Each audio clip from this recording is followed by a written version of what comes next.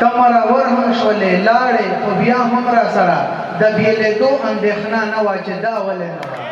په بنو خارګوټي کې پښتانه مترقي لیکوال د شلمې پېړۍ ستر شاعر او ادیب عبدالرحیم مجذوب په ویاړ د جشن مجذوب په نوم یوه ادبي میله ولمانځله. د دغه میلې اوله برخه کې یو سیمینار وشو چې صدارت یې پروفیسر ډاکټر فضل رحیم مروت کولو او مشر میلمه یې هاشم بابر و.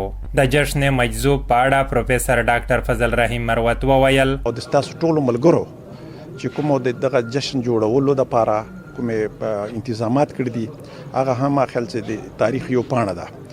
وجه دا ده چې دا تاریخ دا شاعر چې وي که نه دا شاعر په ماضي باندې په حال باندې او مستقبل باندې نظر وي او دا نظر چې کوم ده که نه دا د نوي کول دپاره نوي خلکو دپاره نوي جنریشن دپاره یو مشالره وي او مشالره په څه شکل کې پکار دی د نن سبا حالاتو کې دغه نه زموږ ته دا فایده پکار ده چې موږ د شی په امن هغه کې بدل کړو او د ترقۍ په هغه کې بدل کړو چې د پښتنو د افغانانو د پاکستان د خوشحالي د ترقي او هغه چې بدل شي امن چې بدل شي.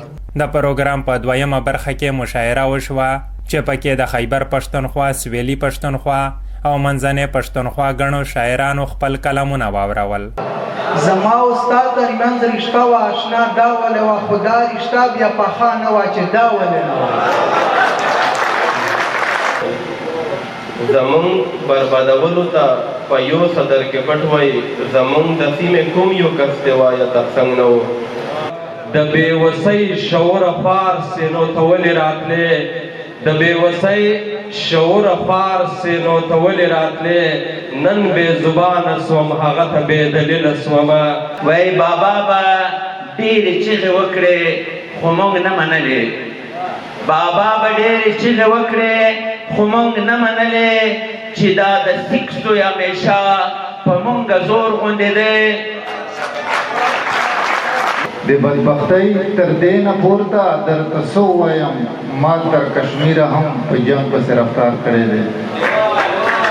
د عبدالرحیم مجذوب د فن او شخصیت په اړه مو چې کله د هاشم بابر نه وپوښتل نو دوی وویل زه مجذوب صاحب د دې شلمې صدۍ په څلورو شاعرانو کې هم یو میجر شاعر ګڼم یو ستر شاعر ګڼم.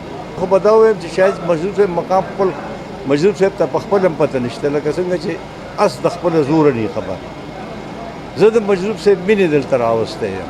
هغه نه صرف یو فطري شاعر دی او خپل لیکې هم کړی دی بلکې هغه یو دانه عجیبه مترجم دی چې د مغربي نظمونو ترجمه په داسې انداز کې کړي دي چې سړی یې لولي نو داسې نه وایي چې دا ترجمه ده بلکې داسې ګڼي چې دا اصل دی. آخري برخه کې د ټنګ ټکور پروګرام وشو چې شوکت عزیز او عظیم الله عظیم د مجذوب د کلام او په نورو ولسي سندرو محفل تر سهاره پورې ګرم وساتلو چې ځوانانو او مشرانو ورته اتڼونه واچول.